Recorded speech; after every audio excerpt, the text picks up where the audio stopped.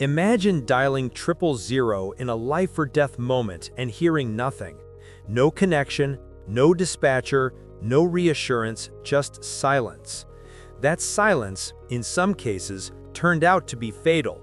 Tonight, we dig into what went wrong, how this failure fits into a worrying pattern, and what must change so Australians never have to rely on hope alone when they press 000.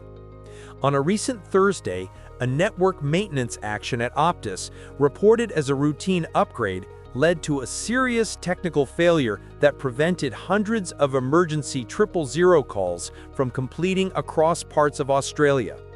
Reports put the number of impacted calls in the low hundreds, estimates around 600. And tragically, authorities say multiple deaths were linked to the outage. Different outlets report 3 or 4 deaths. Early official briefings described 3 confirmed deaths in SA and WA, while some wire services noted a 4th. The discrepancy underlines how fast-moving these incidents are and how careful we must be about exact counts during an unfolding investigation. Optus is facing questions over how long it took to alert the public once it knew that customers had been unable to access the 000 emergency service. Hundreds of Optus customers were affected by the service disruption, which has been linked to multiple deaths. The federal government insists Optus will face consequences for the 000 outage, which has been linked to a number of deaths. In the last hour, the death of a 4th person has been confirmed by the West Australian Premier, a 49-year-old man from Perth. The telco CEO also revealing they took several hours to act when first alerted to the 000 blackout. This is not the first time Optus has been at the center of a national telecom failure. In November 2023, a mass outage caused by a software upgrade left millions of customers without service and disrupted thousands of 000 calls. That outage triggered an ACMA investigation and ultimately a multi-million-dollar penalty. Optus paid over $12 million after regulators found it failed to connect more than 2,100 people to emergency services and missed conducting welfare checks on hundreds more. Those earlier findings set the stage. Regulators warned then that telcos must do better when it comes to emergency call resilience. So what technically went wrong this time? Early public briefings and reporting point to a botched network upgrade or firewall change that inadvertently blocked signaling routes used by emergency call traffic. In a mobile network, emergency calls are routed differently from ordinary voice or data. They must be prioritized and sometimes rerouted through backup paths or even through other operators if the primary carrier is down. If a change accidentally blocks the signaling or routing tables, the call establishment message never reaches emergency services. In short, the phone may look like it's trying, but the network never completes the handshake that connects you to a dispatcher. Optus's CEO acknowledged procedural lapses and said established escalation processes were not followed. Technical language can obscure a simple human truth. When emergency calls fail, people can die. Families and carers reported desperate attempts to call for help that went unanswered. Police and emergency services described occasions where welfare checks were triggered only after failed calls. And in some of those welfare checks, they discovered deaths. Even where the outage did not directly cause fatalities, it caused fear, delay, and loss of trust in a system many of us assume will work every time. This is a national trauma that reaches beyond the commercial balance sheet. The political reaction has been severe.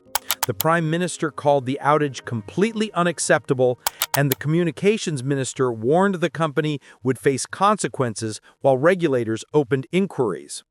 Given Optus's recent history, the 2023 outage and the subsequent ACMA fine, this incident puts extraordinary pressure on the company's leadership and the sector at large. There are public discussions about whether current penalties, reporting requirements, and oversight are strong enough to force telcos to design systems that are, by default, resilient under maintenance and upgrade conditions. On the other hand, Telstra, the country's largest operator, generally advertises higher coverage and often claims stronger redundancy in its core signaling and emergency routing. But it has not been immune to problems. Regulators fined Telstra in the past for separate outages, albeit typically smaller penalties. Vodafone has had local outages too, but none as widely damaging to emergency services in recent major incidents. The broader point, a single operator failure in a market with limited real-time sharing or enforced roaming rules creates systemic risk, especially for remote or regional customers who may have only one practical cellular option. That's why some experts argue for stronger mandated roaming or shared emergency switching during major incidents. So what must change? There are immediate and systemic fixes. Regulators should require telcos to report outages not after the fact, but live, so emergency services and the government can activate contingency plans faster. Emergency call routing must have automated fallback to other carriers or alternative circuits when a primary route is disrupted. This includes cross-carrier interworking agreements and pre-tested failover paths. Any firewall or core upgrade should require multi-party sign-off, staged rollouts, and immediate rollback capability if signaling anomalies are detected. Optus's own CEO admitted escalation procedures weren't followed by a governance failure, not solely a software bug. For services that are literally life-critical, fines and remediation need to be meaningful deterrents, and funds must be available for victims' families in worst cases. The past $12 million penalty against Optus was significant, but when human lives are at stake, many argue stronger penalties and injunction powers are required. The ACMA and other agencies have opened investigations, parliamentarians are demanding answers, and the company has promised changes. This is a painful reminder that critical infrastructure isn't just physical, it's also procedural and social. A software change, a sign-off missed, or a routing table misconfigured, any one of these can turn a routine update into a national emergency.